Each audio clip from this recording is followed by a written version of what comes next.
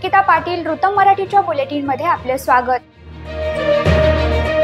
काल राज्य सरकारच्या मंत्रिमंडळाची बैठक मुख्यमंत्री देवेंद्र फडणवीस यांच्या अध्यक्षतेखाली पार पडली।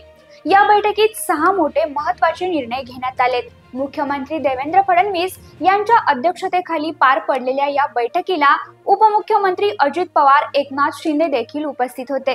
कालच्या मंत्रिमंडळाच्या बैठकीत 6व्या राज्य वित्त आयोगाची स्थापना करण्यास मान्यता देण्यात आली आहे। तसेच अंमली पदार्थ विरोधी टास्क फोर्ससाठी एकूण 346 नवीन पदे निर्माण करण्यास मंजुरी देण्यात आली आहे।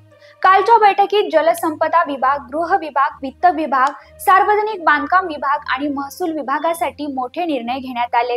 देशाची आर्थिक राजधानी मुंबई पुन्हा एकदा भ्रष्टाचाराच्या मुद्द्यामुळे चर्चेत आली आहे। मुंबईतील मिठी नदीच्या साफसफाई घोटाळ्याशी संबंधित प्रकरण आता पुन्हा एकदा चर्चेत आले। या संबंधित भाजप नेते सातत्याने कारवाईची मागणी करत होते। याचीच दखल घेत आता राज्य सरकारनं या प्रकरणाची चौकशीची जबाबदारी विशेष पथकाकडे सोपवली आहे। मुंबई शहराच्या मध्यवर्ती असलेल्या मिठी नदीची साफसफाई आणि त्यातून निघालेला गाळ काढण्यासाठी कंत्राट देण्यासंदर्भातील हा घोटाळा आहे। भाजपच्या आरोपानंतर मिठी नदीतील गाळ उपसा आणि ती स्वच्छ करण्यात झालेल्या घोटाळ्याची चौकशी आता मुंबई पोलिसांची आर्थिक गुन्हे शाखा करेल। हे भ्रष्टाचार प्रकरण मुंबईतील मिठी नदीच्या स्वच्छतेच्या नावाखाली झालेल्या कोट्यवधी रुपयांच्या घोटाळ्याशी संबंधित आहे। कतारचे अमीर शेख तमीम बिन हमद अल थानी हे सध्या भारत दौऱ्यावर आहेत। कतारचे अमीर शेख 17 ते 18 फेब्रुवारी दरम्यान भारताच्या राजकीय दौऱ्यावर असणार आहेत।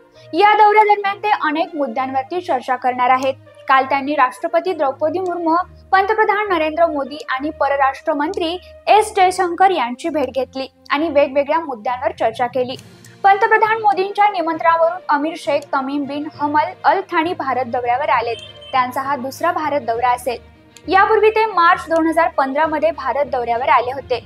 अलीकडच्या वर्षात दोन्ही देशात व्यापार, गुंतवणूक, ऊर्जा, तंत्रज्ञान, संस्कृती यांसह विविध क्षेत्रात भारत आणि कतार यांच्यातील संबंध दृढ झाले आहेत।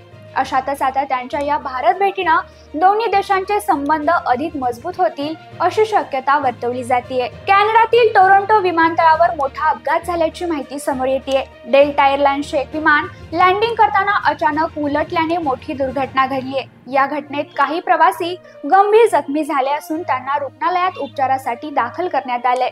या विमानात क्रू मेंबरसह 80 प्रवासी होते। सुदैवाने यात कोणतीही जीवितहानी झालेली नाही। मात्र या घटनेत 18 प्रवासी जखमी झाले आहेत। या अपघातानंतर आपत्कालीन पथके ताबडतोब घटनास्थळी पोहोचले व त्यांनी लगेच बचाव कार्य सुरू केलं आणि सर्व प्रवाशांना लगेच बाहेर काढण्यात आलं। धावपट्टीवर घसरण असल्यामुळे ही घटना घडल्याचं सांगण्यात येतंय।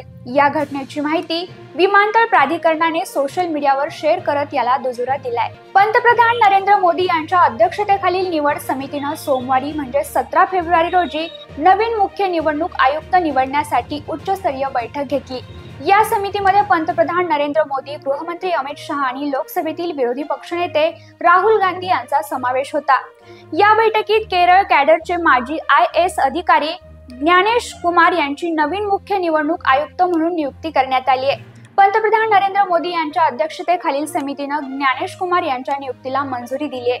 तर या होत्या आतापर्यंतच्या ठळक बातम्या। उद्या पुन्हा भेटू अशाच महत्त्वाच्या घडामोडीसोबत। धन्यवाद।